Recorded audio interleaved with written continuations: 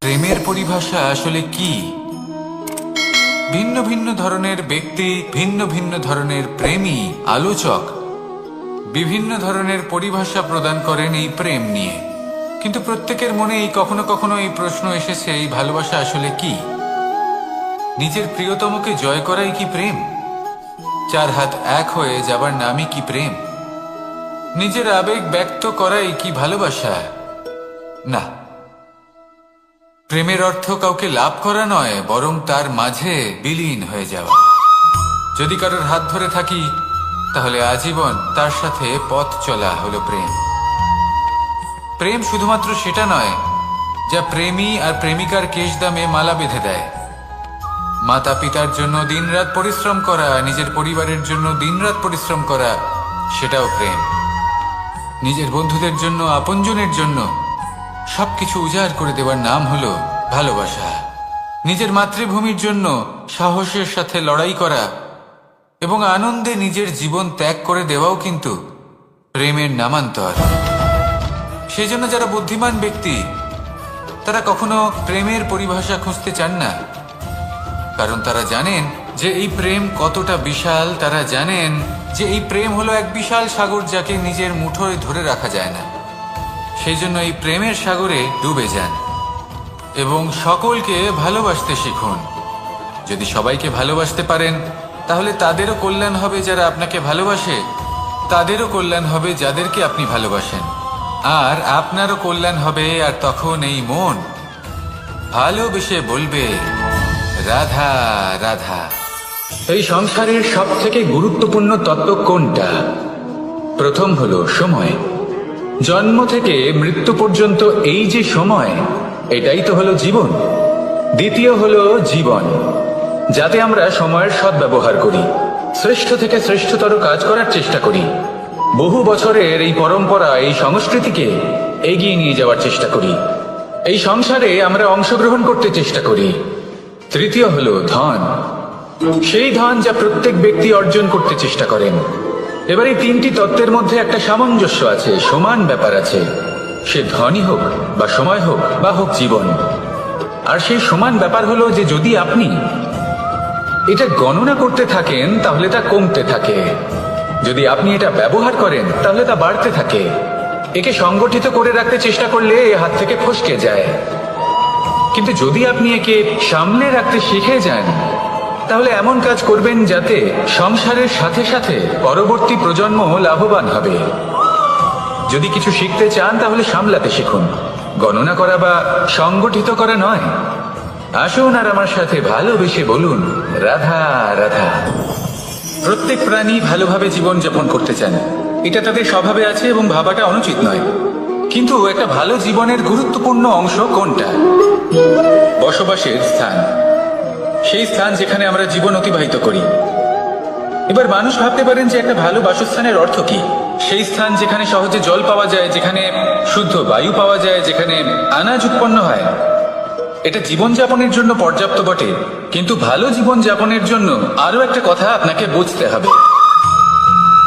সাধু, জ্ঞানী, পণ্ডিত ব্যক্তি, এই সকল মহাপুরুষ, এনাদের যে বাসস্থান তা অত্যন্ত বিশেষ হয়। এখানে এক ধরনের বিশেষ ইতিবাচক শক্তি থাকে, এমন একটা স্থান যেখানে দেবতারাও বিচরণ করেন। জীবন আমরা সবাই যাপন করি, কিন্তু জীবনের উদ্দেশ্য শুধুমাত্র জীবন যাপন করা নয়। জীবনের উদ্দেশ্য হল মুক্তি লাভ করা।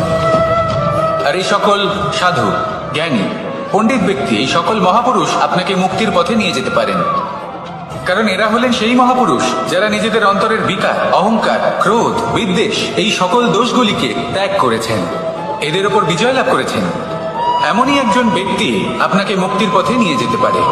প্রয়োজন হলো শুধুই এনাদের চিনতে পারা, এদের কথা বুঝতে পারা এবং এদের দেখানো পথে চলা। যদি আপনি এটা করতে পারেন, তাহলে এই মন প্রফুল্ল হয়ে বলবে, রাধা রাধা। সমস্ত মানুষের জীবন কিছুটা সমান হয়। মানুষ জন্মগ্রহণ করে, তারপর চলতে শেখে, জীবনে এগিয়ে চলে, বার্ধক্য লাভ করে, তারপর সমাপ্ত হয়ে যায়। কিন্তু সেই ব্যক্তিরা কারা যারা প্রকৃত অর্থে মনুষ্য জীবন যাপন করেন? এনারা হলেন সেই ব্যক্তি যারা পড়ে গেলেও আবার উঠে দাঁড়ানোর চেষ্টা করেন, নিজের ভেঙে পড়া অস্তিত্বকে আগলে নিয়ে আবার একটা আকার দেবার চেষ্টা করেন, ভগ্ন আশাকে আবার একটা নতুন দিশা দেন। অসফল হওয়ার পরেও থামেন না, আবার এগোতে থাকেন। অসফল হওয়ার পরে যদি আপনি থেমে যান তাহলে সাফল্য আপনার সামনে অপেক্ষা করে, কিন্তু আপনি তা দেখতে পান না।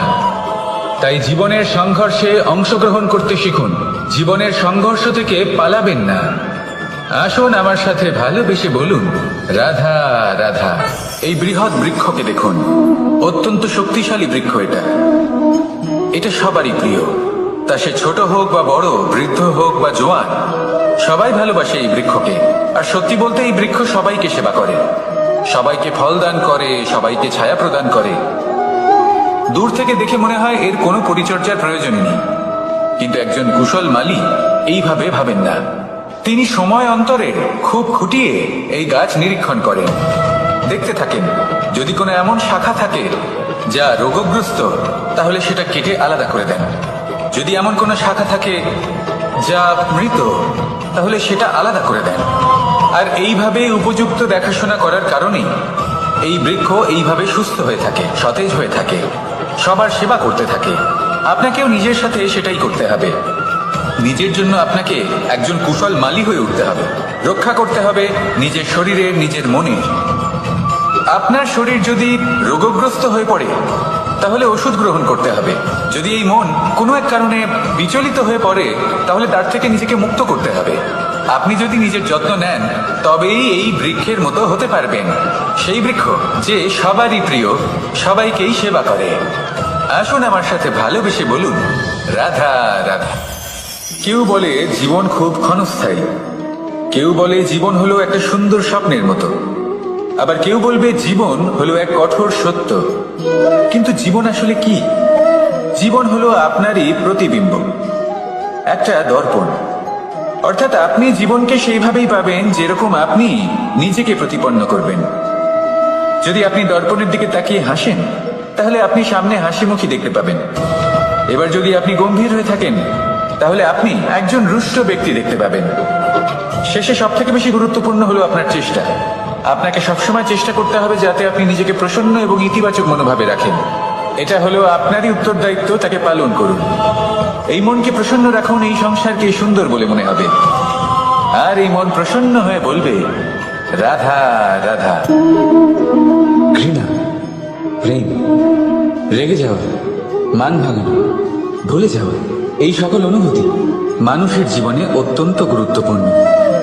মানুষের এই অনুভূতিগুলো না থাকলে মানুষ একটা যন্ত্রের থেকে বেশি আর কিছু না। কিন্তু এই অনুভূতি আপনি ভুল দিকে চালিত করলে এরাও আপনাকে আর মানুষের মতো বাঁচতে দেবে না। যদি ঘৃণার কথা বলেন, যদি আপনি কোনো ব্যক্তিকে ঘৃণা করেন, সেটা কেন? ব্যক্তিকে ঘৃণা করবেন কেন? ঘৃণা করুন তার স্বভাবগুলিকে, সেই স্বভাবগুলিকে যা সেই ব্যক্তিকে অপ্রিয় করে তুলছে। কারণ স্বভাব পাল্টানো যায়। সেইভাবেই রাগ করুন, কিন্তু তাদের কথায়, তাদের ওপরে নয়। কারণ কথা বদলে দেওয়া সম্ভব। ভুলতে হলে ভুলুন তাদের ত্রুটি, তাদের নয়। কারণ ভুল অবশ্যই শুধরে নেওয়া যায়। প্রেম করুন, তবে তাদের আত্মার সাথে, তাদের অনুভূতির সাথে, শরীরের সাথে না। কারণ শরীর হলো নশ্বর। বলুন, কিন্তু খারাপ ভাবে নয়, ভালোবেসে। রাধা রাধা। আমরা সকলে শক্তি অনুভব করতে চাই। এবার যদি আপনাকে জিজ্ঞেস করা হয় যে সব থেকে বেশি শক্তির অনুভব কোথা থেকে করা সম্ভব, তখন কেউ কেউ বলবেন পুষ্টিকর আহার গ্রহণ করলে, ব্যায়াম করলে, কেউ বলবেন ধন লাভ করলে, বন্ধুদের থেকে, পরিবারের থেকে, আদি ইত্যাদি। এইভাবে আপনি শক্তির অনুভব অবশ্যই করতে পারেন, কিন্তু সব থেকে বেশি শক্তির অনুভব যদি আপনি করতে চান, তাহলে তা পাবেন শুধু একতার দ্বারা, সংগঠনের দ্বারা।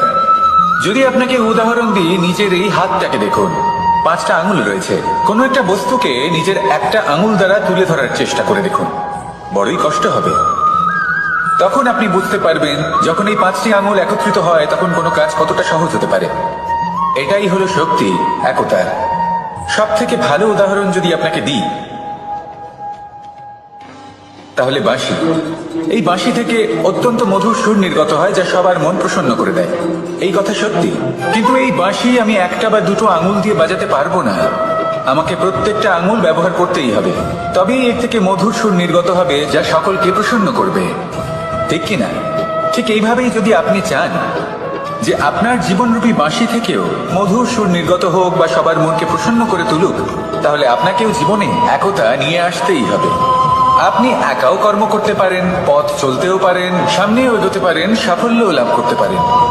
কিন্তু যখন সকলে একসাথে এগোবেন, সেই পথে চলবেন, সেই কর্মই করবেন, তখন লক্ষ্যে অবশ্যই পৌঁছবেন, সাফল্য অবশ্যই লাভ করবেন। কিন্তু সেই সাফল্য এবং তার আনন্দের সংমিশ্রণটাই একটু অন্যরকম হবে।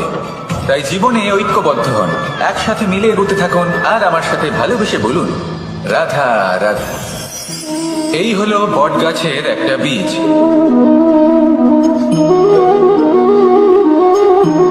চলুন এটা রোপণ করা যাক, একটু জল দেওয়া যাক। এবার করতে পারেন, তাই অসফল হওয়ার সাথে সাথে কুখ্যাতিরও ভাগিদার হয়ে যায় সে। দ্বিতীয় পথ হলো পরিবর্তন। যদি আপনি সেই পর্বত ভাঙার পরিবর্তে তাতে সোপান তৈরি করেন, তাহলে আপনিও সেই পর্বতে উঠতে পারবেন, অন্য কেউ তাতে উঠতে পারবে, আগামী প্রজন্ম তাতে উঠতে পারবে, আর সেই আগামী প্রজন্ম সর্বদা আপনার সুনাম করবে। তাই জীবনে প্রতিশোধ নয়, পরিবর্তন বাছুন। বদলা নয়, বদল বেছে নিন। আপনার বাধা আপনার বন্ধু হয়ে যাবে। রাধা রাধা। এই সংসারের সব থেকে গুরুত্বপূর্ণ তত্ত্ব কোনটা? প্রথম হলো সময়। জন্ম থেকে মৃত্যু পর্যন্ত এই যে সময়, এটাই তো হলো জীবন। দ্বিতীয় হলো জীবন, যাতে আমরা সময়ের সদ্ব্যবহার করি, শ্রেষ্ঠ থেকে শ্রেষ্ঠতর কাজ করার চেষ্টা করি, বহু বছরের এই পরম্পরা, এই সংস্কৃতিকে এগিয়ে নিয়ে যাওয়ার চেষ্টা করি, এই সংসারে আমরা অংশগ্রহণ করতে চেষ্টা করি। তৃতীয় হলো ধন, সেই ধন যা প্রত্যেক ব্যক্তি অর্জন করতে চেষ্টা করেন। এবার এই তিনটি তত্ত্বের মধ্যে একটা সামঞ্জস্য আছে, সমান ব্যাপার আছে, সে ধনই হোক বা সময় হোক বা হোক জীবন। আর সেই সমান ব্যাপার হলো যে যদি আপনি এটা গণনা করতে থাকেন তাহলে তা কমতে থাকে, যদি আপনি এটা ব্যবহার করেন তাহলে তা বাড়তে থাকে। একে সংগঠিত করে রাখতে চেষ্টা করলে এ হাত থেকে ফসকে যায়, কিন্তু যদি আপনি একে সামনে রাখতে শিখে যান, তাহলে এমন কাজ করবেন যাতে সংসারের সাথে সাথে পরবর্তী প্রজন্ম লাভবান হবে। যদি কিছু শিখতে চান তাহলে সামলাতে শিখুন, গণনা করা বা সংগঠিত করা নয়। আসুন আর আমার সাথে ভালোবেসে বলুন, রাধা রাধা। মানুষ, এই শব্দের সূচনা হয় মন থেকে, আর সেই জন্যই হয়তো আমাদের এই মন এতটা গুরুত্বপূর্ণ। এবারে দেখুন না, আমাদের মনই সবকিছু চালনা করে। মনই সেই যে কল্পনা করে, মনই সেই যা কল্পনাকে বাস্তবে পরিণত করার জন্য পরিশ্রম করতে আমাদের প্রেরণা যোগায়। মনই সেই যা লোভের জালে জড়িয়ে পড়ে। মনই সেই যা অভিমানের পর্দা দিয়ে ঢেকে যায়। আর এই মনই সেই যা আপনাকে বিনাশের দিকে টেনে নিয়ে যেতে পারে। কিন্তু যদি তা পরোপকার করার ইন্ধন পায়, তাহলে এমন কোনো মহান কাজ নেই যা আপনি করতে পারবেন না। কিন্তু এই মন কি? এটা বোঝানো যায় দুটো শব্দের মাধ্যমে, দুটো সহজ শব্দ। প্রথম, একজন কুশল সেবক। দ্বিতীয়, একজন সংকটপ্রবণ মালিক। যদি আপনার এই মন আপনার নিয়ন্ত্রণে থাকে, তাহলে সে হলো আপনার সেবক। তাই আপনার অস্তিত্ব আছে।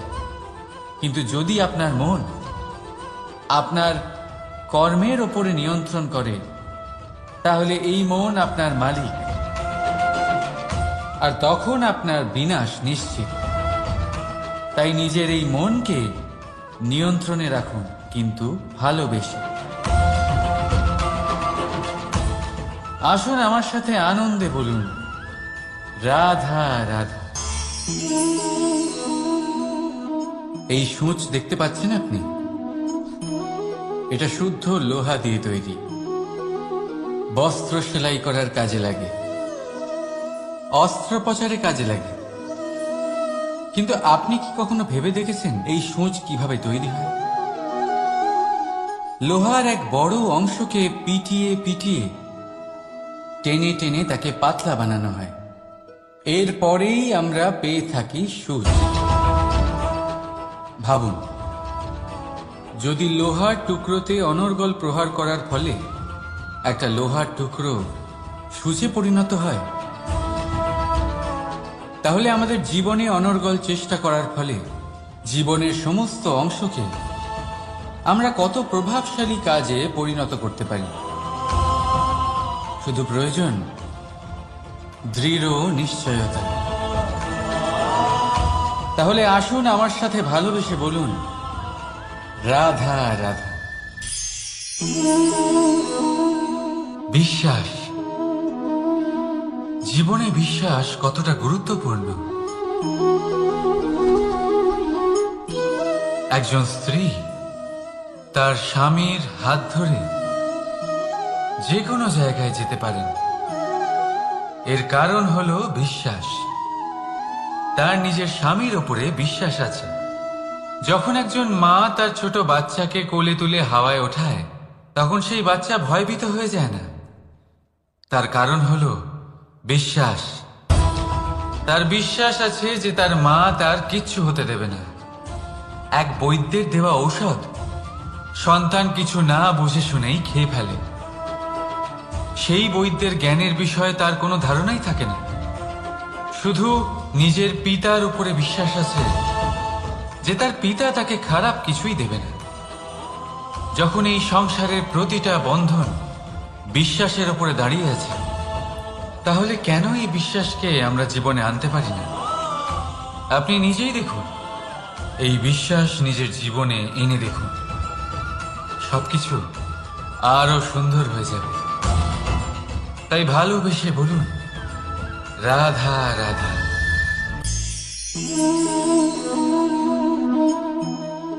অহংকার, এই শব্দটা সবাই শুনেছেন।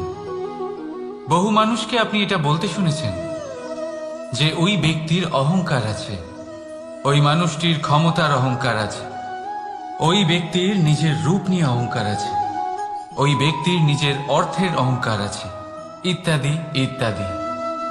কিন্তু এই অহংকার, এর অস্তিত্ব হয় কি করে?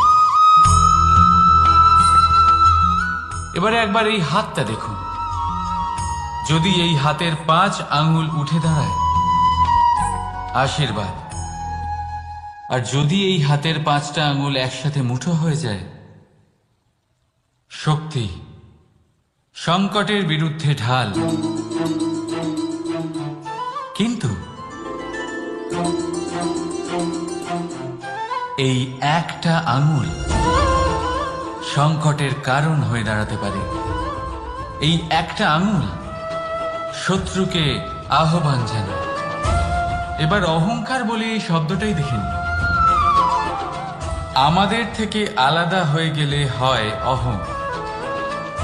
অহং অর্থাৎ ব্যক্তির মনে হয় যে সে আপনদের থেকে, নিজের বন্ধুদের এবং সঙ্গীদের থেকে, নিজের পরিবারের থেকে অনেক উপরে, অনেক শ্রেষ্ঠতর সে। কিন্তু মনে রাখবেন, এই অহংকার কোনো ব্যক্তির অস্তিত্বের বিনাশের প্রথম ধাপ। তাই ঝেড়ে ফেলে দিন এই অহংকারকে, আর বিশ্বাস করুন আমাদের ওপর, কারণ তখনই আপনি শান্তি পাবেন। আর সেই শান্তির সাথে বলে উঠবেন, রাধা রাধা।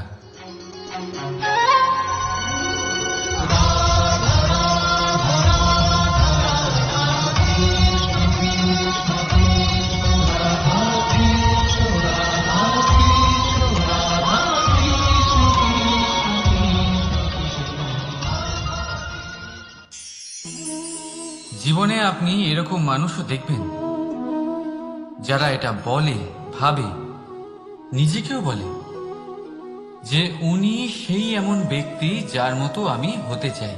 ঠিক আছে, কারোর থেকে প্রেরণা নেওয়াটা কোনো ভুল নয়, কিন্তু কখনো কখনো এই প্রেরণা গুরুত্বহীন হয়ে যায় আর আমরা শুরু করে দিই সেই ব্যক্তিকে নকল করতে। এখানেই থেমে যায় আমাদের উন্নতি। এবারে দেখুন, সংসারে শত কোটি রঙের ফুল আছে, কিন্তু তারা কখনো একে অপরকে নকল করে না। নকল করে না তাদের রং, নকল করে না তাদের সুগন্ধ।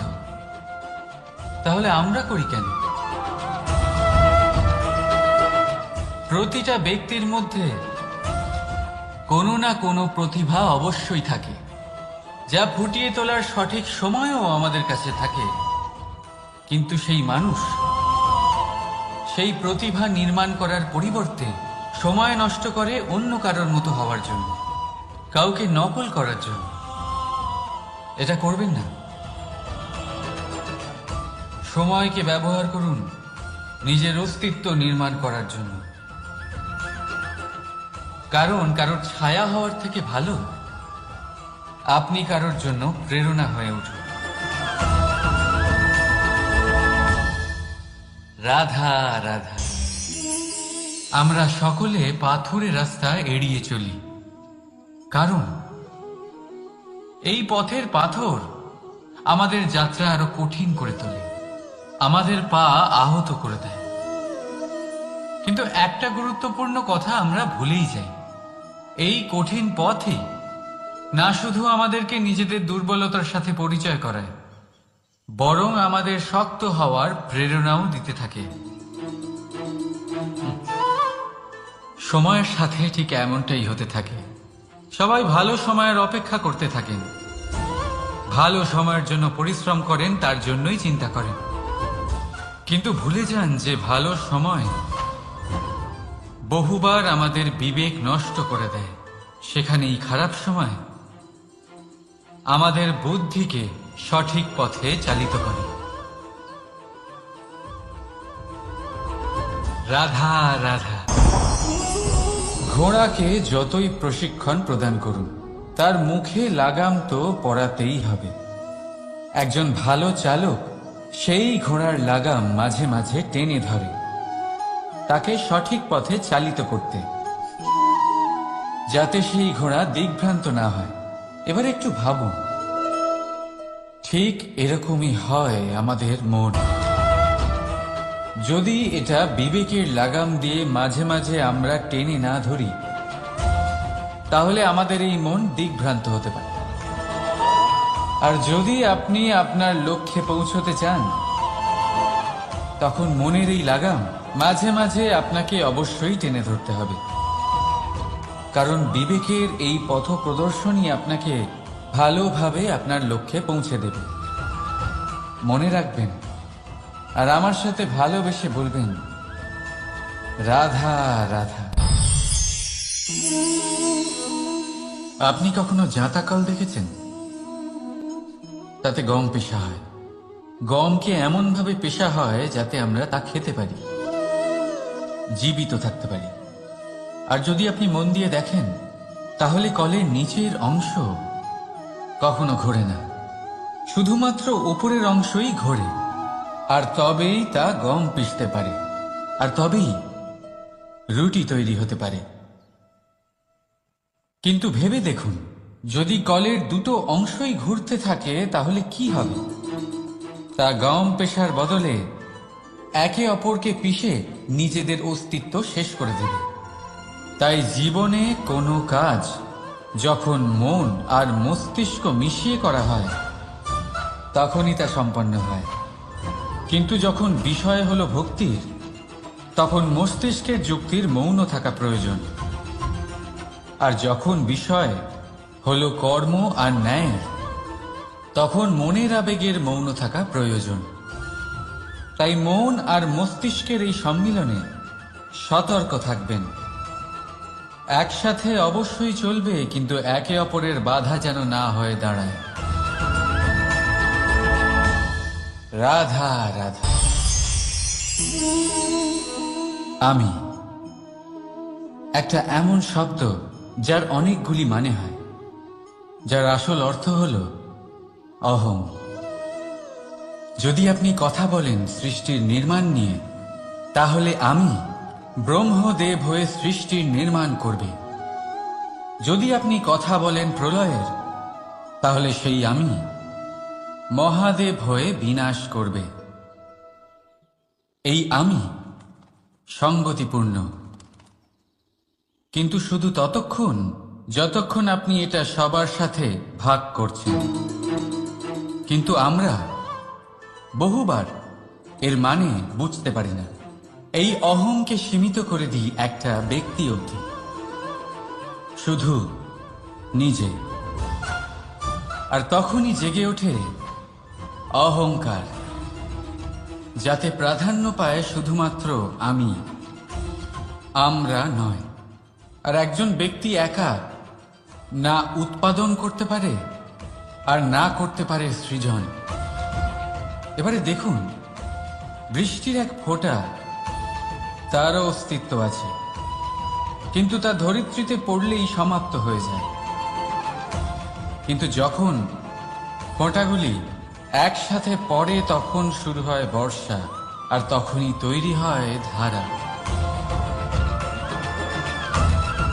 রাধা রাধা। বলুন, কি দেখতে পাচ্ছেন আপনি? আমার হাতের এই সাদা বস্ত্র, নাকি এতে লেগে থাকা এই কালো দাগ?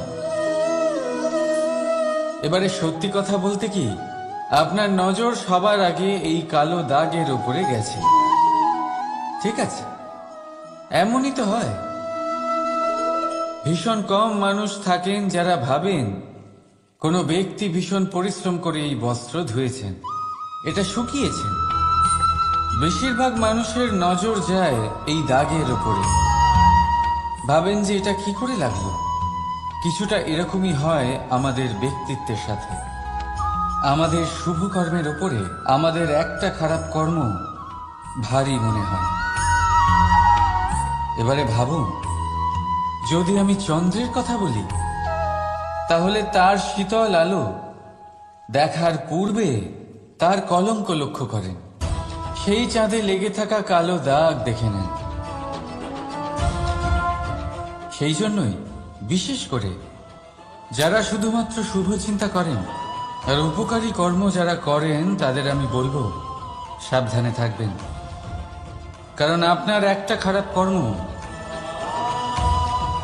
চিরকালের জন্য উদাহরণ হয়ে দাঁড়াবে। রাধা রাধা। পরীক্ষা এমন একটা শব্দ যেটা শুনে সংসারের বেশিরভাগ মানুষই ভয়ভীত হয়ে পড়েন। কারণটা কি? অসফলতার ভয়। পরীক্ষা এই শব্দের যদি আমি অন্য দিকটা দেখাই, তার তাৎপর্য এই নয় যে আপনার দুর্বলতা সবার সামনে তুলে ধরবে। এটা তো হলো সেই যুক্তি যা আপনার বল, সাহস, শক্তিগুলি সবার সম্মুখে তুলে ধরবে। আগে হ্যাঁ, এটাই হলো সেই যুক্তি। আপনি নিজেই কখনো দেখবেন পরীক্ষার সময় আপনার অন্তরের অনেক গুণ বাইরে বেরিয়ে আসে। এমন কোন শক্তির উদ্ভব হয় যার বিষয়ে আপনি নিজেও জানতেন না, ঠিক কিনা? তাই এই পরীক্ষাকে কখনো ভয় পাবেন না। বিশ্বাসের সাথে নির্ভীক হয়ে এটার সম্মুখীন হন। দিনের শেষে এই পরীক্ষা শুধুই আপনাকে উজ্জ্বল করবে, আপনাকে আরো শ্রেষ্ঠ করে তুলবে। তাহলে আসুন আমার সাথে ভালোবেসে বলুন, রাধা রাধা। আমরা সব সময় চাই যে এই সংসার আমাদের জ্ঞানী বলবে, বুদ্ধিমান বলবে, বুঝদার বলবে, কিন্তু মূর্খ মূর্খ যেন কেউ না বলে। মূর্খ শব্দটা আমরা কেউ শুনতে চাই না, দূরে পালাতে থাকি।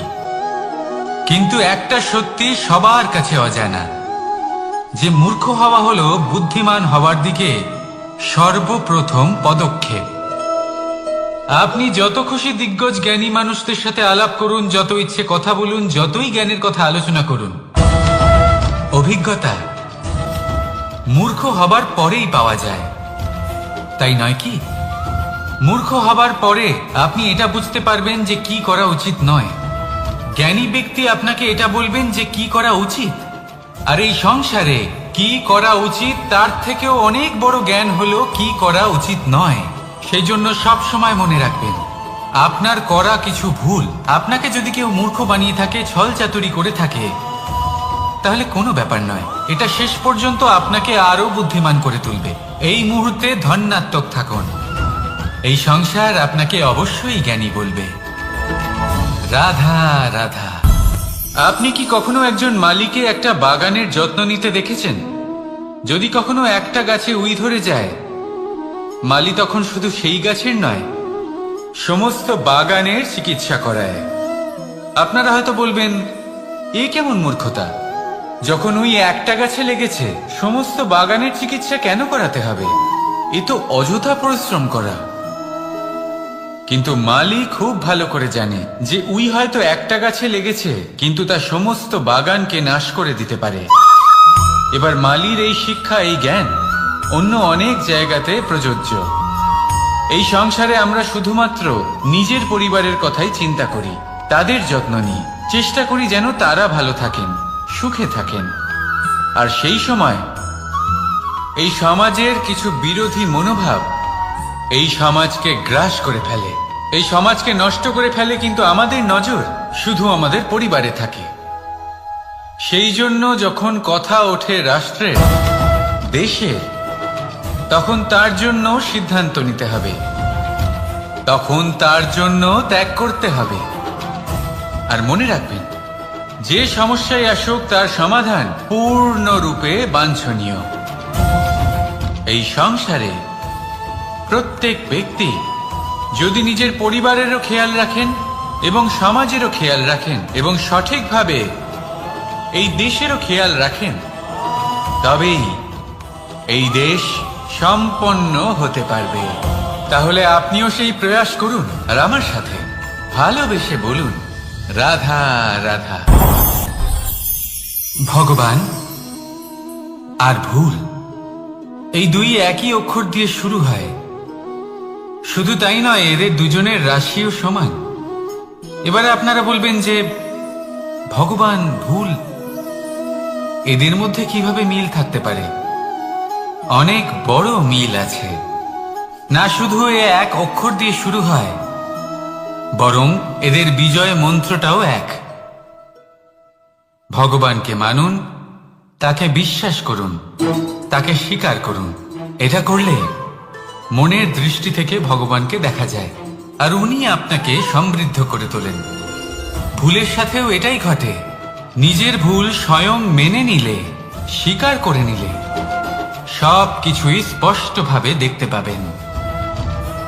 যেদিন থেকে আপনি নিজের ভুল মেনে নিতে শিখবেন, সেদিন থেকে সেই ভুল শোধরানোর প্রক্রিয়াও শুরু হয়ে যাবে।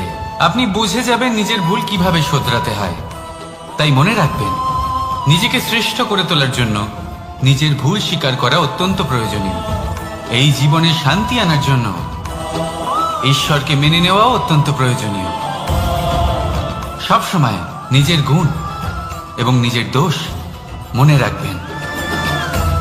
আজীবন সুখী থাকবেন। রাধা রাধা। কথায় বলা হয়, জীবনে ভালোবাসাই হলো সুখের মূল। এটা সত্য।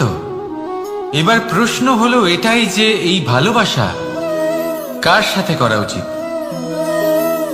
যদি আপনি কিছুক্ষণের জন্য সুখ পেতে চান, তাহলে ভালোবাসুন নিজের রুচি মতো।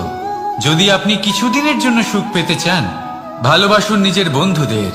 যদি আপনি কয়েক মাসের জন্য, কয়েক বছর বা অনেক বছরের জন্য সুখী হতে চান, তাহলে ভালোবাসুন নিজের পরিবারকে, মাতা পিতা, নিজের সন্তান, স্বামী স্ত্রী, নিজের আত্মীয়দের। কিন্তু যদি আপনি চিরকালের জন্য সুখী হতে চান, তাহলে ভালোবাসতে হবে শুধু নিজের কর্মগুলিকে। কারণ সম্পর্ক যেমনই হোক না কেন, কখনো না কখনো ভেঙে যাবেই। এই সংসার হলো এমনই যে যাদের সঙ্গ আমরা পাই, তাদের সঙ্গ একদিন ত্যাগ করতে হয়। শুধু কর্মই হলো এমন এক সঙ্গ যা কখনো আপনাকে ত্যাগ করবে না। আপনার মৃত্যুর পরেও এই কর্ম আপনাকে বাঁচিয়ে রাখবে। তাই সবসময় মনে রাখবেন, এই কর্ম ধর্ম মনে করে পালন করা উচিত। জীবনের শেষ মুহূর্ত পর্যন্ত কর্মকে ভালোবাসুন। জীবনের শেষ মুহূর্ত পর্যন্ত সুখে থাকবেন। আর আমি তো সবসময় বলি, শুধু কর্ম করতে থাকো, ফলের চিন্তা করো না। তাহলে আসুন আর আমার সাথে ভালোবেসে বলুন, রাধা রাধা। দ্বিধাবোধ। অনেক সময় আমরা জীবনে সেই বাঁকে এসে পৌঁছই যেখানে আমরা বুঝতেই পারি না যে এবার কোন দিক নির্বাচন করা উচিত। কখনো এদিকে যাওয়া উচিত মনে হয়, কখনো ওদিকে যাওয়া উচিত মনে হয়, কখনো দুদিকেই যাওয়া প্রয়োজনীয় বলে মনে হয়, কিন্তু তা তো সম্ভব নয়। কখনো কখনো এটা মনে হয় যে এখানেই থেমে যাওয়া ভালো, কোথাও না যাওয়াই শ্রেয়। এবার একেই তো দ্বিধাবোধ বলে। সংসারে এমন কোনো দ্বিধা নেই যার সমাধান সম্ভব নয়। এই দ্বিধাবোধ স্বাভাবিক। আর আপনার এই দ্বিধাকে আমি একটু সরল করে দিই। দ্বিধাগ্রস্ত হয়ে নির্বাচন করলে তখন এটা মাথায় নিয়ে করবেন যে আপনার এই নির্বাচনের ফলে এই সংসারের ওপর, এই সমাজের ওপর কি প্রভাব পড়তে পারে। নিজের লাভ ক্ষতির বিষয়ে ভাবা ছেড়ে দিন আর কর্ম করুন সংসারের মঙ্গলের জন্য, আগামী প্রজন্মের মঙ্গলের জন্য। ভাবুন আপনার এই নির্বাচনের জন্য কিভাবে তাদের জীবনের উদ্ধার সম্ভব। কারণ এই ভাবনাই হলো উচিত ভাবনা। কারণ অনেক সময় ওষুধ একটু কড়া মনে হতেই পারে, কিন্তু এই ওষুধই তো রোগ মুক্তি ঘটায়। সেইভাবে আপনাকেও এই দ্বিধার মুহূর্তে কঠিন নির্বাচন করতে হতে পারে। এই কঠিন নির্বাচন জীবনে কঠিন পরিস্থিতিও আনতে পারে, কিন্তু যদি এই নির্বাচন ধর্মসঙ্গত হয়, যদি এর দ্বারা সংসারের মঙ্গল হয়, তাহলে এই নির্বাচনই হলো সঠিক নির্বাচন। আসুন আমার সাথে ভালোবেসে বলুন, রাধা রাধা। মানুষ নানান ধরনের বাসনা পোষণ করেন। তাদের নানান ইচ্ছে থাকে, অভিলাষা থাকে, নানান কামনা করতে থাকেন, স্বপ্ন দেখেন, প্রার্থনা করেন যেন তা সফল হয়, নিজের সম্পন্নতা কামনা করেন, আর শেষে নিরাশ হয়ে যান কারণ এসব কিছুই পান না। আপনাকে একটা ছোট্ট উদাহরণ দিই। জঙ্গলের রাজা কাকে বলা হয়? সিংহকে।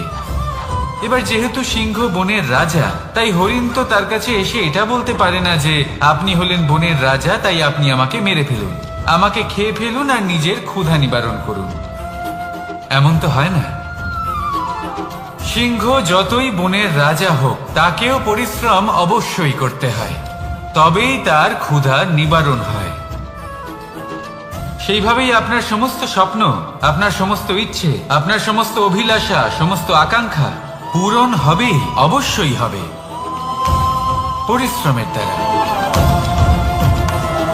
শুধু ভাবলেই হবে না।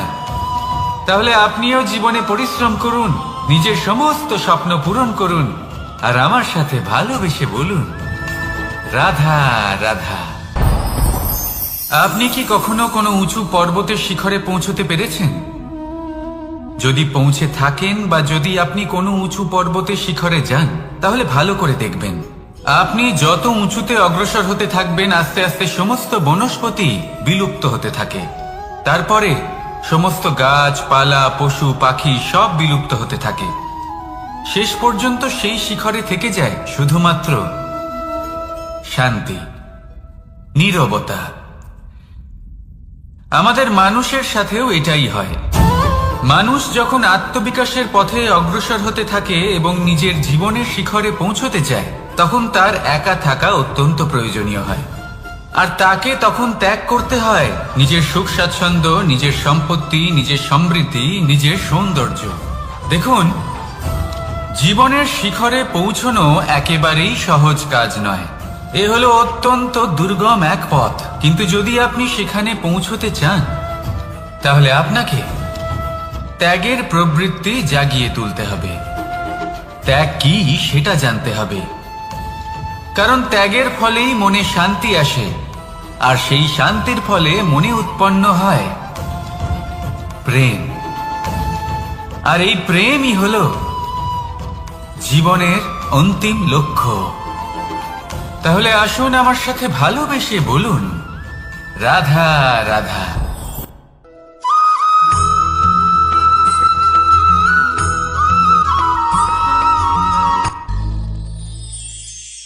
শিশিরের বিন্দু পাতার ওপর পড়ে আর তার গায়ে লেগে থাকে। পাতা তাকে শুষে নিতে পারে না, আর শেষ পর্যন্ত সে ঝরে পড়ে যায়। অন্যদিকে রয়েছে মেঘ এবং চাতক। এদের মধ্যে অনেক দূরত্ব থাকে। মেঘ থাকে আকাশে আর চাতক থাকে ধরিত্রীতে। কিন্তু যখন এই মেঘ থেকে বৃষ্টি ঝরে পড়ে, এই চাতক কিন্তু সেই জলই পান করে, নয়তো সে তৃষ্ণার্ত থেকে যায়। এবার অন্যদিকে দেখলাম শিশির বিন্দু আর পাতার এই সম্পর্ক। এরা খুব কাছাকাছি থাকে, ঘনিষ্ঠও থাকে। অন্যদিকে রয়েছে মেঘ এবং চাতকের সম্পর্ক, যাদের মধ্যে অনেক দূরত্ব থাকা সত্ত্বেও তারা খুব ঘনিষ্ঠ, তাই না? এই সারমর্ম খুব সরল। এই নৈকট্য, এই দূরত্ব, তা আপনার সম্পর্কে প্রভাব কিছুতেই ফেলতে পারে না। এই নৈকট্য, এই দূরত্ব, এইসব হলো শুধুমাত্র মনের ব্যাপার। কখনো আপনি অনুভব করেছেন আপনি কারোর থেকে অনেক অনেক দূরে আছেন, অনেক দূরে আছেন, তাও সেই ব্যক্তির প্রতি আপনি টান অনুভব করেন। সেখানে আপনি কারোর সাথে প্রত্যেক দিন অতিবাহিত করেন, সমস্ত জীবন অতিবাহিত করেন, সব থেকে বেশি সময় তার সাথে অতিবাহিত করেন, তাও তার প্রতি সেই টান অনুভব করেন না। এই সংকেত হলো মনের দূরত্বের। তাহলে মনের এই দূরত্ব দূর করুন আর আমার সাথে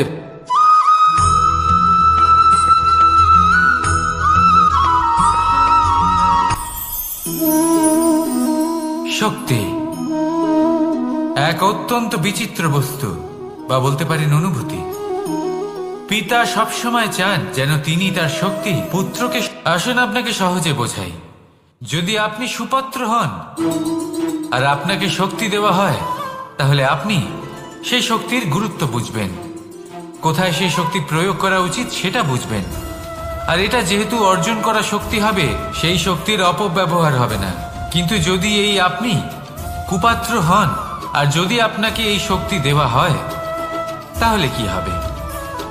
দেখতে গেলে এই শক্তি আপনি দান হিসেবে পেয়েছেন, তাই না? আপনি এই শক্তির গুরুত্ব বুঝবেন আর না এর প্রয়োগ আপনি জানবেন। তার অপব্যবহার হওয়া সুনিশ্চিত।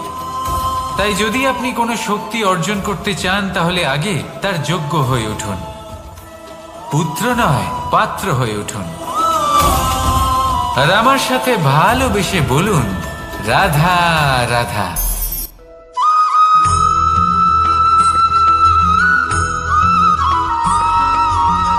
ভালো, শুধু ওনাদের কঠোর ব্যবহার দেখলে আমরা একটু ভয় পেয়ে যাই। এবার ওনাদের এই কঠোর ব্যবহার আমাদের ভালো না লাগলেও অত্যন্ত আবশ্যক, কারণ মাতার থেকে আমরা যে শক্তি লাভ করি তা যেন নিয়ন্ত্রণ হারিয়ে বিধ্বংসী না হয়ে ওঠে।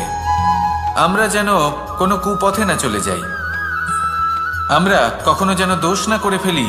শুধু সেই জন্য পিতা এবং গুরু একটু কঠোর হয়ে ওঠেন, এবং ওনাদের এই কঠোর আচরণ ভবিষ্যতে গিয়ে আমরা অবশ্যই বুঝতে পারি।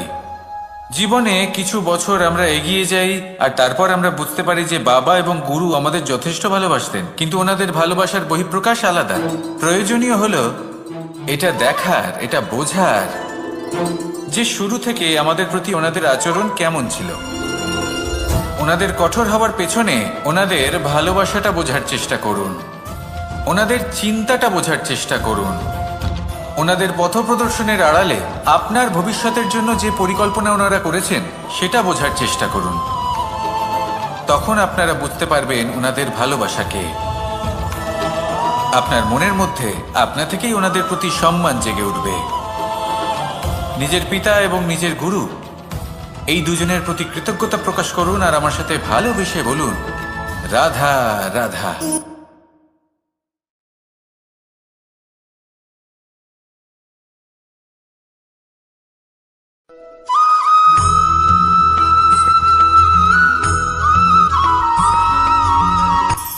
কখনো কোনো বাগানের কোনো বৃক্ষকে দেখেছেন যেখানে সুগন্ধি ফুল থাকে, রসালো ফল থাকে? তখন মন প্রফুল্ল হয়ে ওঠে, মন থেকে সেই বৃক্ষের প্রতি ভালোবাসা জন্মায়। কিন্তু যিনি বাগানের মালিক শুধুমাত্র তিনিই জানেন যে কিভাবে এই বৃক্ষকে আগলে রাখতে হয়, কিভাবে তার পরিচর্যা করলে এতে সুন্দর সুগন্ধি ফুল হবে, রসালো ফল হবে। কখনো কখনো প্রয়োজনের থেকে বেশি রোদ পেলে এই বৃক্ষগুলি শুকিয়ে যায়, প্রয়োজনের থেকে কম রোদ পেলেও এই বৃক্ষ কিন্তু শুকিয়ে যায়। প্রয়োজনের থেকে কম জল যদি পায় এই বৃক্ষ শুকিয়ে যেতে পারে, প্রয়োজনের থেকে অতিরিক্ত জল যদি পায় তখনও এই বৃক্ষের শিকড়গুলি নষ্ট হয়ে যেতে পারে। এবার এটাই কিন্তু আমাদের সংসারের সাথেও হয়। আমাদের সংসারের সকল প্রতিভাশালী ব্যক্তি, যেমন লেখক, বিচারক, প্রবক্তা, যোদ্ধা, এদের সবার ক্ষেত্রে এই কথাটাই প্রযোজ্য। যদি বেশি প্রশংসা করা হয় তাহলেও এরা হারিয়ে যাবেন। প্রয়োজনের থেকে বেশি যদি নিন্দা করা হয় তখনও তারা নত হয়ে পড়বেন।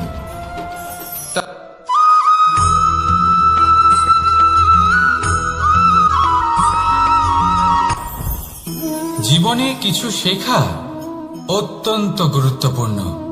এবার কি কি শিখতে হবে সেই সব শেখানোর জন্য অনেক শিক্ষক রয়েছেন, কিন্তু কি শিখবেন না আর কি করবেন না এটা আমাদের নিজের অভিজ্ঞতা দিয়ে শিখতে হয়।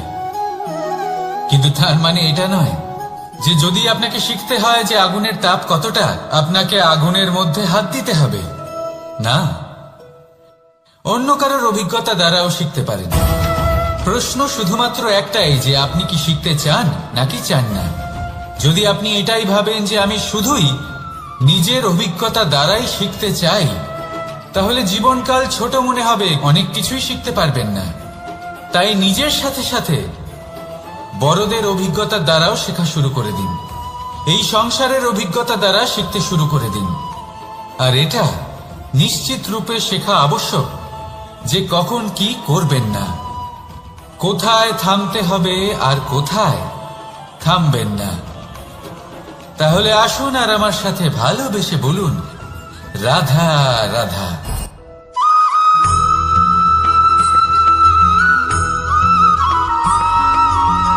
এই সংসারে সব থেকে বেশি কোমল বস্তু হলো রেশম। এই রেশম এতটাই কোমল হয় যে এর পুরো একটা থান শুধুমাত্র একটা হাতে ধরা সম্ভব। কখনো ভেবে দেখেছেন এই রেশম কিভাবে হয়? একটি কীট তার লালার দ্বারা উৎপন্ন হয়। এই কীট সেই রেশমকে পাক দিতে থাকে, পাক দিতেই থাকে আর আস্তে আস্তে তার মধ্যেই জড়িয়ে পড়ে। শেষে ওর এই সুন্দর অমূল্য সৃষ্টি রেশমের এই সুতো তার নির্মাণ কার্য পূর্ণ হয়, কিন্তু তাতেই ও নিজে বন্দী হয়ে যায়।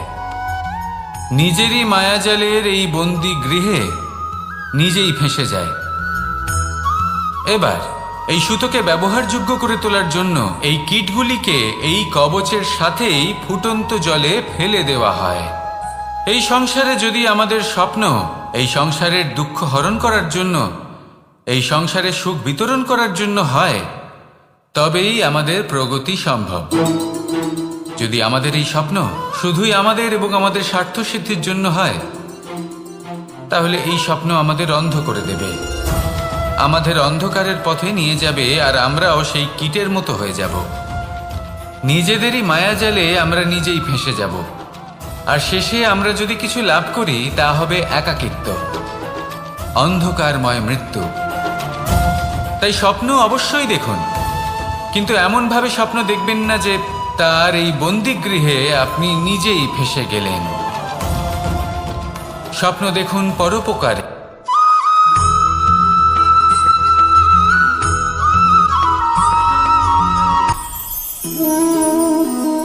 শক্তি এক অত্যন্ত বিচিত্র বস্তু, বা বলতে পারেন অনুভূতি। পিতা সবসময় চান যেন তিনি তার শক্তি পুত্রকে। আসুন আপনাকে সহজে বোঝাই। যদি আপনি সুপাত্র হন আর আপনাকে শক্তি দেওয়া হয়, তাহলে আপনি সেই শক্তির গুরুত্ব বুঝবেন, কোথায় সেই শক্তি প্রয়োগ করা উচিত সেটা বুঝবেন। আর এটা যেহেতু অর্জন করা শক্তি হবে, সেই শক্তির অপব্যবহার হবে না। কিন্তু যদি এই আপনি কুপাত্র হন আর যদি আপনাকে এই শক্তি দেওয়া হয়, তাহলে কি হবে? দেখতে গেলে এই শক্তি আপনি দান হিসেবে পেয়েছেন, তাই না আপনি এই শক্তির গুরুত্ব বুঝবেন আর না এর প্রয়োগ আপনি জানবেন। তার অপব্যবহার হওয়া সুনিশ্চিত। তাই যদি আপনি কোনো শক্তি অর্জন করতে চান তাহলে আগে তার যোগ্য হয়ে উঠুন, পুত্র নয় পাত্র হয়ে উঠুন। আর আমার সাথে ভালোবেসে বলুন, রাধা রাধা।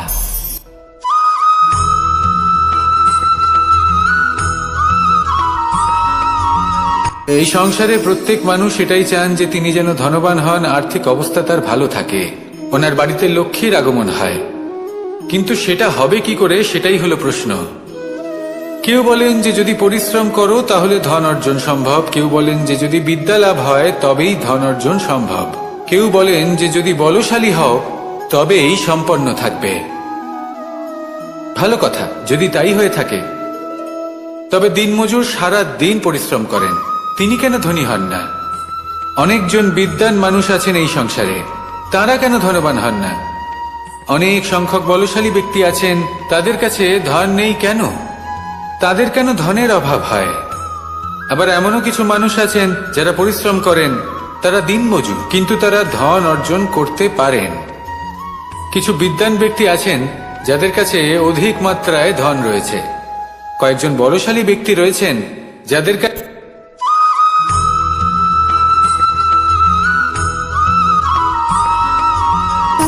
সুখ, দুঃখ এবং শক্তি, এই তিন হলো এই সংসারের ত্রিদেবের মতো। আমাদের জীবনে যা কিছু ঘটছে এই তিনটির ভিত্তির উপরেই হচ্ছে। আসলে এই সংসারের একটা নিয়ম আছে, যখনই আপনি কিছু লাভ করেন এই সংসার আপনার পরীক্ষা নেয়। এটা জানার জন্য আপনার পরীক্ষা নেয় যে আপনি যা কিছুই লাভ করেছেন আপনি কি আদৌ সেটার যোগ্য কিনা। ঠিক সেইভাবেই এই সুখ, দুঃখ এবং শক্তি আপনার পরীক্ষা নিয়ে থাকে। যখন সুখ আসে তখন সে আপনার পরীক্ষা নেয় যে আপনার মধ্যে অহংবোধ জাগ্রত হয়নি তো। যদি অহংবোধ চলে আসে তাহলে সুখ সেখানেই সঙ্গ ত্যাগ করে। দুঃখ আপনার ধৈর্যের পরীক্ষা নিতে থাকে, আর যদি আপনার মধ্যে ধৈর্য না থাকে তাহলে এটা আপনাকে আরো বেশি দুঃখের গভীর অন্ধকারে ঠেলে দেবে। সেখানে শক্তি পরীক্ষা নেয় আপনার বিনম্রতার। যদি আপনি বিনম্র না হন তাহলে হয় এই শক্তি আপনার সঙ্গ ত্যাগ করবে, নয় এই শক্তি বিনম্রতার অভাবে আপনার পতনের কারণ হতে পারে। এই সংসারে যে কোনো ব্যক্তি যিনি এই পরীক্ষায় উত্তীর্ণ হয়ে থাকেন এই জীবনে তিনি সাফল্য লাভ করেন। আসুন আমার সাথে ভালোবেসে বলুন, রাধা রাধা।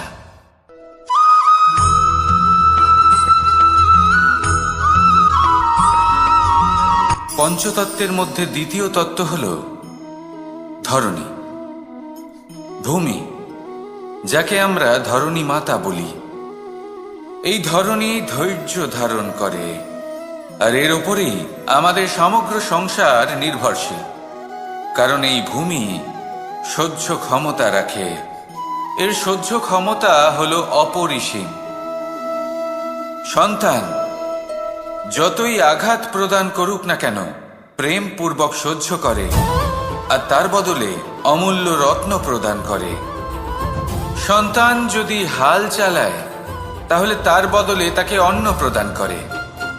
এটাই হলো ধরণী। এবার এর থেকে আমরা কি শিক্ষা পেতে পারি? এটাই যে কারোর জন্য কিছু করা বা কাউকে কিছু দেওয়া মনে কোনো কামনা ছাড়াই। আর এই কথাটা বুঝে যান, যদি কারোর জন্য কামনা না রেখে বা কোনো পাওয়ার আশা না রেখে কারোর জন্য কিছু করেন বা কারোকে কিছু দেন, যদি এটা আপনি শিখতে পারেন তবে আপনি ভালোবাসতে শিখে গেছেন। আর সেই জন্যই এই ধরিত্রীকে মাতা বলা হয়। কারণ মাতা শুধু উনি নন যিনি গর্ভে সন্তানকে ধারণ করেন, মাতা তো উনিও যিনি জীবন বাঁচতে শেখান, যিনি জীবন বাঁচার উদাহরণ প্রদান করেন। তাহলে ধরণীর থেকে এই নিঃস্বার্থ ভাব শিখুন, নিঃস্বার্থ ভালোবাসা শিখুন, আর এই ভালোবাসার সাথেই বলুন, রাধা রাধা।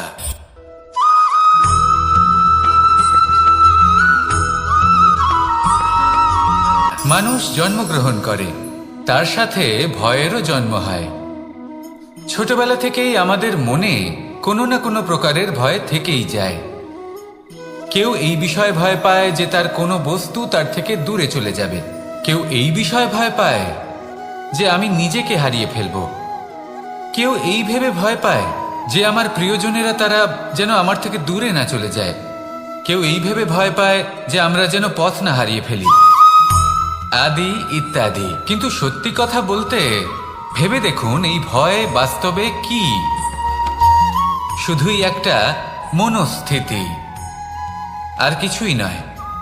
যা কিছু আপনি জীবনে পেয়েছেন তা একদিন আপনাকে হারাতে হবে। এই জীবন হলো আপনারই, কিন্তু তাও একদিন সমাপ্ত হবে। তাই ভয় পেয়ে কি লাভ? এই ভয় শুধু আপনাকে জীবন যাপন করা থেকে বাধা দিচ্ছে, আর কিচ্ছু নয়। পথ হারিয়ে ফেললেই বুঝতে পারবেন যে নতুন পথ কিভাবে বানাতে হয়। কিছু মানুষকে জীবন থেকে হারালে তবেই আপনি বুঝবেন যে আপনার আপনজনকে। এই ভয়ের কারণে ভীত হয়ে থাকবেন না। এই তারা নক্ষত্র অন্ধকারের অভাবে গুরুত্ব হারায়। শিবকেও মহাদেব হওয়ার জন্য বিষ পান করতে হয়েছিল। প্রত্যেক পরিস্থিতি, প্রত্যেক সাফল্য আপনার পরীক্ষা নেবে, তাতে উত্তীর্ণ হওয়া হলো আপনার কর্ম। যখনই আপনি ভয় পাবেন বা সংকটের সম্মুখীন হবেন, তখন সাহসের সাথে তার সম্মুখীন হন। মনে রাখবেন, যে সম্মুখীন হতে জানে সাফল্য তার সাথে সবসময় থাকে। আসুন আর আমার সাথে ভালোবেসে বলুন, রাধা রাধা।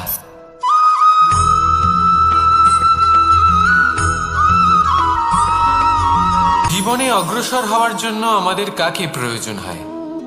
মাতা পিতা, বন্ধু, প্রেম, সাহায্য, অর্থ, পরিশ্রম, আশা। ভিন্ন ভিন্ন মানুষ ভিন্ন ভিন্ন বিকল্প চয়ন করে। যদি আমি আপনাকে বলি,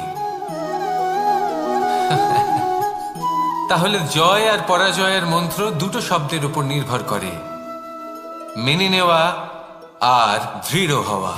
যদি মেনে নেন তাহলে হেরে যাবেন, যদি দৃঢ় হন তাহলে নিশ্চিত রূপে জয়ী হবেন।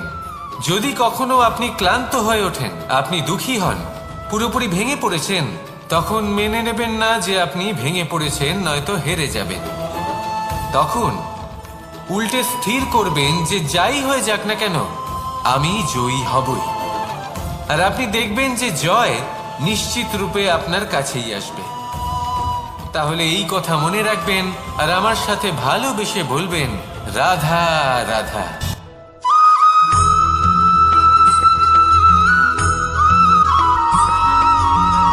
এই সংসারে কোনো বস্তু হোক বা ব্যক্তি হোক, তার একার গুরুত্ব কিন্তু খুব বেশি নয়। একটা উদাহরণ হিসেবে বৃষ্টির ফোঁটাকে ভেবে দেখুন। যদি একটি বৃষ্টির ফোঁটা হয় তাহলে তার খুব বেশি গুরুত্ব থাকে না, কিন্তু যখন সহস্র বৃষ্টির ফোঁটা মেঘের মধ্যে দিয়ে ঝরে পড়ে, তখন সেটা বর্ষার রূপ ধারণ করে। সেই বর্ষা যা এই প্রকৃতিকে শান্ত করে। সেইভাবেই পাথরের ছোট টুকরো, তার খুব বেশি গুরুত্ব থাকে না, কিন্তু যখন অসংখ্য পাথরের টুকরো একত্রিত হয় তখন তা পর্বতের আকার ধারণ করে। সেইভাবেই কিছু মানুষ যখন একত্রিত হন তখন তৈরি হয় পরিবার, কিছু পরিবার যখন একত্রিত হয় তখন তৈরি হয় সমাজ, যখন অনেক সংখ্যক সমাজ একত্রিত হয় তখন তৈরি হয় রাজ্য। এবার এই রাজ্যের সব থেকে গুরুত্বপূর্ণ ব্যক্তি হতে পারেন রাজা, কিন্তু তাও সেই রাজা একা কিছু করতে পারেন না। যুদ্ধ লড়ার সময় তারও নিজের সৈন্যদলকে প্রয়োজন পড়ে। কিন্তু এই সংসারে এমন একজন ব্যক্তি আছেন যিনি একাই সব কাজ করতে থাকেন, এবং সেই ব্যক্তি হলেন মা। আমাদের জীবনে একজন পিতার ভূমিকা কিন্তু নিঃসন্দেহে অমূল্য, কিন্তু আমাদের সকলের জীবনে যে ভূমিকা একজন মায়ের তা অন্য কারোর থাকে না। একজন মা একাই সন্তানকে বড় করতে পারেন, সংস্কারী করে তুলতে পারেন, তার জন্য পরিশ্রম করেন। আর এত কিছু কাজ করার পরেও তার কাজের জন্য তিনি প্রশংসা অবশ্য পান না, উল্টে যদি সেই সন্তান অনুচিত পথে চালিত হয়, অনুচিত কর্ম করে, তখন সেই মাকেই অপবাদের পাত্র হয়ে উঠতে হয়। আমাদের জীবনে মায়ের যোগদান কতটা সেটা বুঝুন। আপনাকে বড় করে তোলার জন্য উনি কতটা পরিশ্রম করেছেন সেটা বুঝুন। আজ থেকে, এখন থেকে, এই মুহূর্ত থেকে মাকে সম্মান করতে শিখুন। যখন সময় পাবেন, যখন সুযোগ হবে, তখন তার প্রশংসা করুন। ওনারও ভালো লাগবে। আর মায়ের এই মমতার জন্য, তার এই ভূমিকার জন্য আসুন সবাই মিলে আমরা তাকে প্রণাম করি। আর সকলে মিলে ভালোবেসে বলি, রাধা রাধা।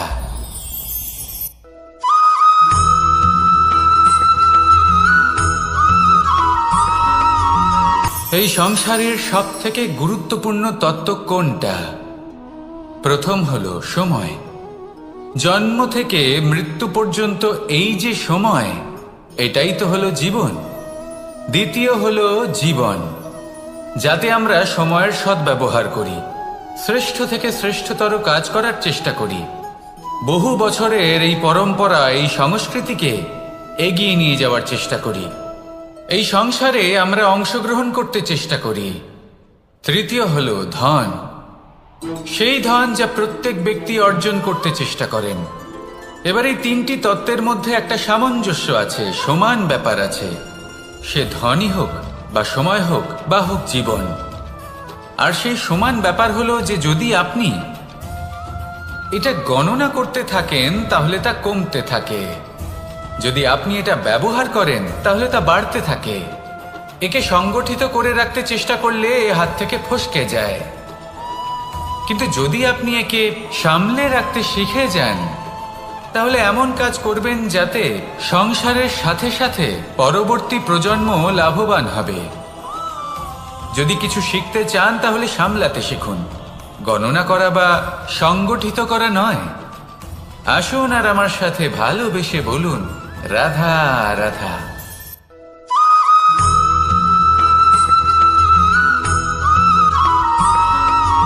কথায় আছে, প্রত্যেক পুত্র তার পিতার প্রতিচ্ছবি হয়, আর সমস্ত প্রতিচ্ছবি চায় যেন সে তার অস্তিত্ব প্রাপ্ত করতে পারে। পুত্র চায় সে যেন তার পিতার মতো হয়, বা কখনো কখনো তার থেকেও শ্রেষ্ঠ হয়। সেটা কোনো অনুচিত ব্যাপার নয়। অনুচিত তখন হয় যখন পুত্র নিজের পিতার মতো হবার স্বপ্ন পূরণ করতে গিয়ে বা তার থেকেও শ্রেষ্ঠ হওয়ার স্বপ্ন পূরণে অনুচিত পথের আশ্রয় নেয়। কারণ তারপরে সে তার পিতার গুণগুলি আত্মসাৎ করতে চায় না। সে শুধুই এটা চায় যে সংসারের চোখে যেন আমি শ্রেষ্ঠ প্রমাণিত হই। এটা অনুচিত। সংসারে এমন অনেক মানুষ আছেন যারা এই কারণে শ্রেষ্ঠ হবার চেষ্টা করেন যাতে তার পরিবারের, তার পিতার সম্মান বৃদ্ধি পায়। এমনও মানুষ থাকেন, আর এটাই হলো পার্থক্য উদ্দেশ্যের।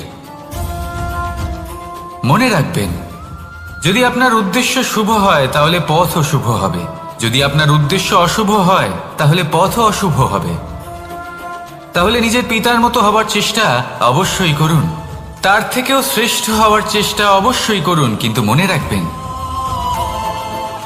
আপনার সংকল্প আর আপনার উদ্দেশ্য এই দুই শুভ হওয়া উচিত।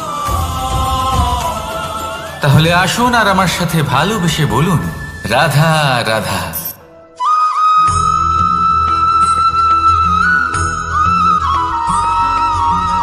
পিতা আর পুত্রের সম্পর্ক অত্যন্ত মধুর হয়ে থাকে। পিতা স্বপ্ন দেখেন, তাকে পূর্ণ করার সকল সম্ভাব্য চেষ্টা করেন, কিন্তু তাও অনেক সময় ওনার স্বপ্ন অপূর্ণ থেকে যায়।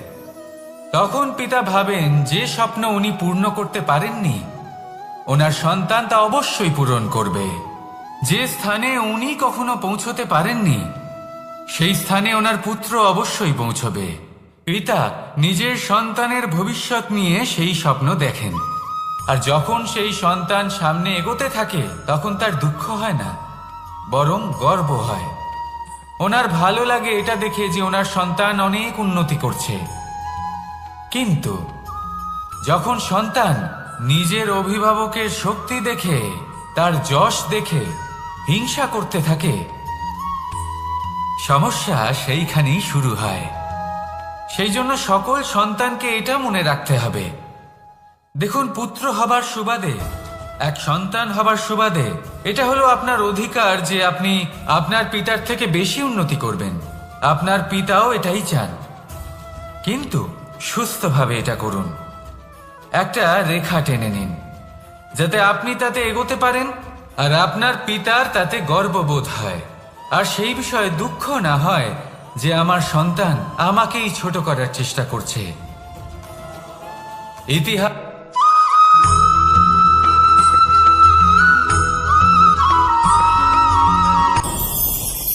ভয়ের সাথে আমরা সবাই পরিচিত, কষ্টও আমরা সবাই পেয়েছি। কখনো কখনো আমরা অসুস্থ হয়ে পড়ি, আর এমন সময় হলে মাতার মমতা, কখনো বাবার স্নেহ, কখনো বন্ধুদের পাশে থাকার অনুভূতি আমাদের রোগ নিরাময়ে সাহায্য করে। কখনো যদি আমরা নিরাশ হয়ে পড়ি, তখন যদি আমাদের কোনো আপনজন আমাদের দুটো ভালো কথা বলে, তখন আমাদের মনোবল বেড়ে যায়। ঠিক তেমন সংসারের এই রঙ্গমঞ্চে যদি আপনি পীড়িত অনুভব করেন, কিছু শুভ কথা আলোচনা করুন, কিছু স্তুতি গান করুন, কিছু মুহূর্তের জন্য হলেও নিজের ইষ্টদেবের কথা স্মরণ করুন আর প্রার্থনা করুন। সাহস বাড়বে, শক্তিও বৃদ্ধি পাবে এবং সামনে এগিয়ে চলার পথও দেখতে পাবেন। তখন এই মন প্রসন্ন হয়ে বলবে, রাধা রাধা।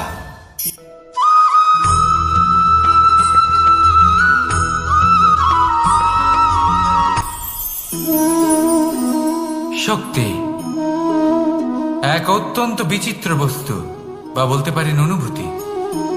পিতা সবসময় চান যেন তিনি তার শক্তি পুত্রকে, আসুন আপনাকে সহজে বোঝাই।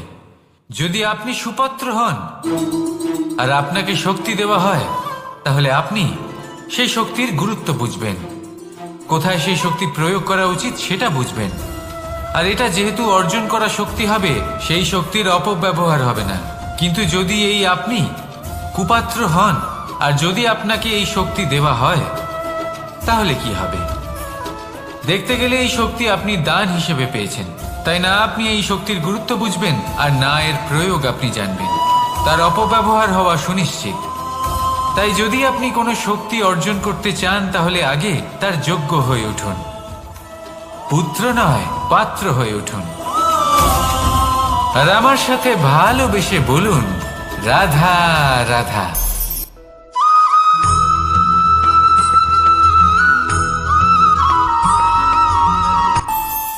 আমাদের মনে যখন কোনো প্রশ্ন ওঠে, কোনো দ্বন্দ্ব জাগে, তখন আমরা যাই আমাদের গুরুর কাছে, আমাদের আরাধ্যের কাছে গিয়ে জিজ্ঞেস করি। এইভাবেই একদিন আমি পৌঁছলাম আমার আরাধ্যের কাছে, আমার মহাদেবের কাছে, আর ওনাকে প্রশ্ন করলাম যে মহাদেব, জীবনে আনন্দ পাওয়ার, উৎসব পালনের, প্রেম ভাগ করে নেবার, জীবনকে উপভোগ করে নেওয়ার সর্বশ্রেষ্ঠ সময় কোনটা? মহাদেব হাসলেন আর উনি বললেন, জীবনে উৎসব পালনের সব থেকে শ্রেষ্ঠ দিন হল মৃত্যুর ঠিক আগের দিনটা। প্রেম ভাগ করে নেওয়ার সব থেকে শ্রেষ্ঠ মুহূর্ত হল মৃত্যুর ঠিক আগের মুহূর্ত। জীবনকে উপভোগ করে নেওয়ার সর্বশ্রেষ্ঠ প্রহর হল মৃত্যুর এক প্রহর পূর্বে। তখন আমি চমকে গেলাম। আমি বললাম, কিন্তু মহাদেব, মৃত্যু তো অনিশ্চিত, আমরা জানিও না কবে আমাদের মৃত্যু হবে। মহাদেব আবার হাসলেন। উনি বললেন যে যদি আমরা এভাবে জীবন কাটাই যে আমরা জীবনের প্রত্যেক দিন, প্রত্যেক মুহূর্ত, প্রত্যেক প্রহর শেষ বলে মনে করি, তাহলে আমাদের সমস্ত জীবন আনন্দের সাথেই অতিবাহিত হবে। কি বলেন?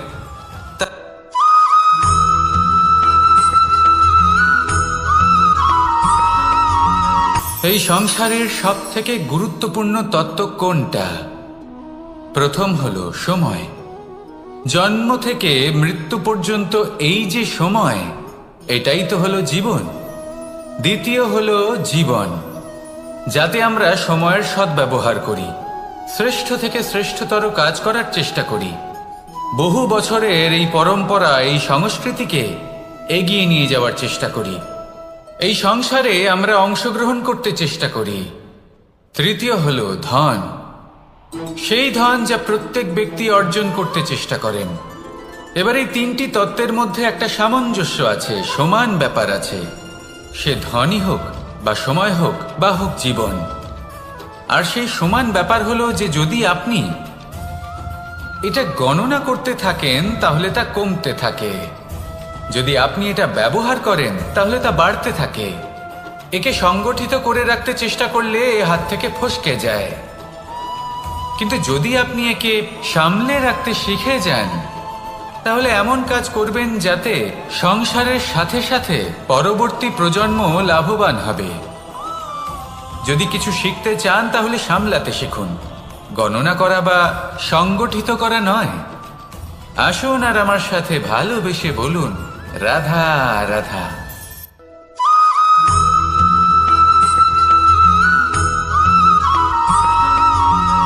যখন আমরা কোনো বনে প্রবেশ করি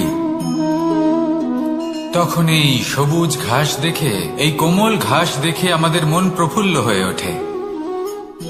ভিন্ন ভিন্ন প্রজাতির ফুল, ভিন্ন ভিন্ন রঙের ফুল দেখে এই মন আনন্দে ভরে ওঠে। এখানে শিশুরা আনন্দ লাভ করে, বড়রা ভোজন গ্রহণ করেন, কথাবার্তা বলেন, হাঁটাহাঁটি করে বেড়ান।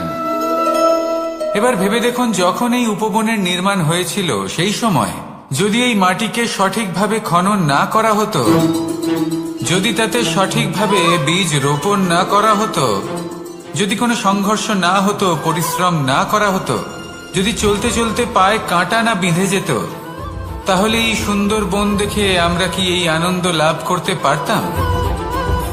কখনোই নয়।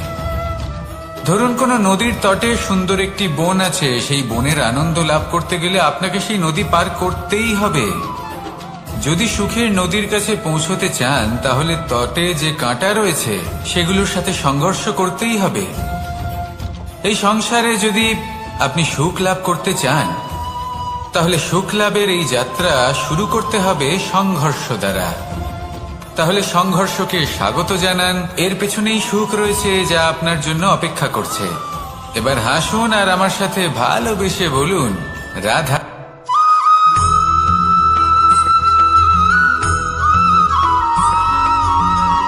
পুরুষার্থ। শাস্ত্রে 4 ধরনের পুরুষার্থের কথা বলা হয়েছে। প্রথম হলো ধর্ম। আপনি কি জানেন এই ধর্ম আসলে কি? আপনার কি মনে হয় ধর্ম আসলে কি? কোনো বিশেষ ঈশ্বরকে মানাই কি ধর্ম বলা হয়? নাকি কোনো বিশেষ রীতি পালন করাই হলো ধর্ম?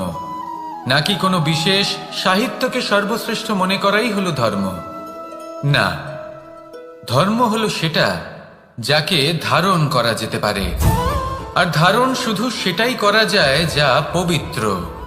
পবিত্র শুধু তাকেই বলা হয় যা নিঃস্বার্থ, যার মধ্যে শাসন করার কোনো ইচ্ছে নেই, যা সরলভাবেই প্রবাহমান, জল এবং বায়ুর মতো। যখন কোনো ব্যক্তি ধর্মকে ধারণ করেন এবং সেই ধর্ম সেই ব্যক্তিকে রক্ষা করে, তখন তাকে ধর্ম বলা হয়। ধর্ম যা রক্ষা করে অহংকার থেকে, খারাপ চিন্তার হাত থেকে। সেই জন্য পুরুষার্থ গড়ে তোলার আগে, ধর্ম পালন করার আগে ধর্মের প্রকৃত অর্থ কি সেটা বুঝে নিন। এটা জেনে রাখুন যে সমস্ত ধর্মের আধার, সমস্ত ধর্মের ভিত শুধুমাত্র ভালোবাসা। আসুন আর এই ভালোবাসার সাথেই বলুন, রাধা রাধা।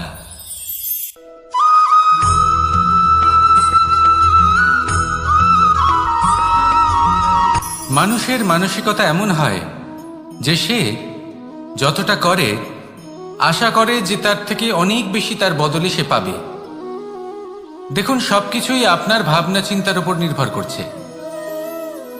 আপনি যদি ফলের বিষয়ে ভেবে কর্ম করতে থাকেন তাহলে সেটা অনুচিত। জীবনের আসল আনন্দ হলো নিজের কর্ম করতে থাকা, ফলের চিন্তা করা উচিত নয়। যদি আপনি এরকম ভাবেন যে আমি এতটা করছি, আমার এতটা পাওয়া উচিত, সেই ভাবনা অনুচিত। যদি আপনি সেবার মানসিকতা নিয়ে কর্ম করতে থাকেন, কর্মচক্রে প্রবাহিত হন, যদি আপনি এমন ভাবনা রাখেন যে আমি এতটা পাচ্ছি তাই এর থেকে অনেক বেশি আমি কর্ম করব, তাহলে নিশ্চিত রূপে আপনি যতটা করছেন তার থেকে অনেক বেশি আপনি পাবেন। আপনার আশার থেকে অনেক বেশি আপনি পাবেন। শুধু জীবনে অনেক বেশি কাজ করতে থাকুন, ফলের চিন্তা করবেন না। আর মনে রাখবেন, এই ভাবনাই সব থেকে বড় বীজ। কর্মের উপর বিশ্বাস রাখুন। জীবনে যা যা আপনি চান সবই সুখময় হবে। আসুন আর আমার সাথে ভালোবেসে বলুন, রাধা রাধা।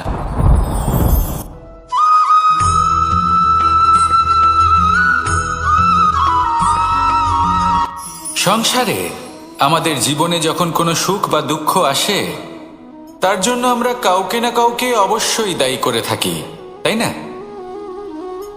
এই ব্যক্তি আমাদের সাথে এরকম কাজ করেছেন, তাই আমার সাথে এমন হলো। ওই ব্যক্তি যদি এমনটা না করতেন তাহলে আজ আমি ওই স্থানে পৌঁছতে পারতাম।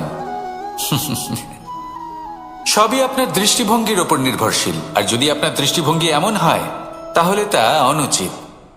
সত্যি কথা বলতে, এই সংসারে ভিন্ন ভিন্ন ধরনের মানুষ আছে।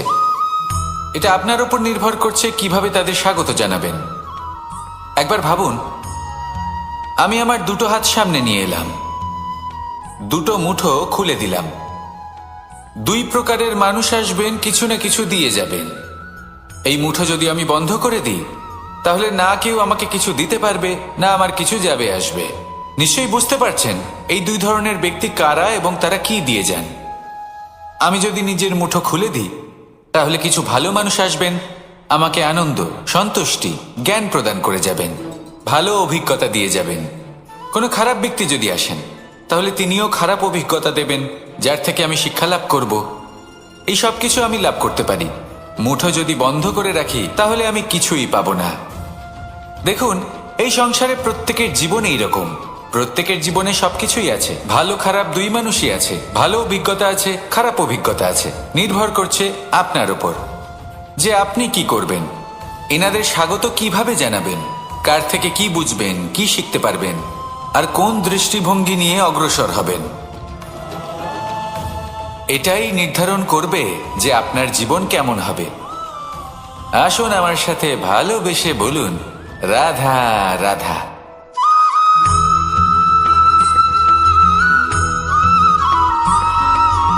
ফিরে আসছিলেন এবং তাদের ফেরার পথে হঠাৎ করে কোথাও থেকে একটি বাছুর চলে এলো। এই দুই বোন ভয়ভীত হয়ে গেলেন আর তাদের হাত থেকে সেই আটা পড়ে গেল, মাটিতে মিশে গেল। এবার এই পুরো ঘটনাক্রমে যদি কারোর বিন্দুমাত্র লাভ হয়ে থাকে, বিন্দুমাত্র আনন্দ পেয়ে থাকে, তাহলে সে কে? সেই ছোট বোন, যিনি মাঝে মাঝেই গমের দানা তুলছিলেন এবং খাচ্ছিলেন। কিছুটা হলেও উনি আনন্দ লাভ করেছিলেন। এবার এরকমই হলো আমাদের জীবনে ভক্তি এবং ভালোবাসা সংক্রান্ত বিষয়ে। মানুষ নিজের জীবনের দৈনিক কাজে এতটাই ব্যস্ত হয়ে পড়েন, প্রত্যেকদিন শুধু কাজ কাজ কাজ কাজ করতে থাকেন, আর তাতে ভক্তি এবং ভালোবাসার জন্য সময় বার করতেই পারেন না। দেখুন, জীবনে ভক্তি আর প্রেমের এই যে ছোট ছোট মুহূর্ত আছে, এগুলো যদি আপনি যাপন করতে পারেন তাহলে তাতেই আপনি তৃপ্তি লাভ করবেন। বাকি সবই আপনার ব্যর্থ বলেই মনে হবে। জীবনে যখনই আপনি কোনো কাজ করবেন, ঈশ্বরের প্রতি সমর্পিত হয়ে সেই কাজ করুন। আর যখনই সময় পাবেন তাহলে সেই সময় নিজের আপনজনদের দিন, যাদের আপনি ভালোবাসেন। তাদের প্রতি যত্নবান হন, তাদের শুভাকাঙ্ক্ষী হন। এই প্রেম আর ভক্তির ছোট ছোট মুহূর্তগুলো আপনার জীবনকে চরিতার্থ করে তুলবে। আসুন আমার সাথে ভালোবেসে বলুন, রাধা রাধা।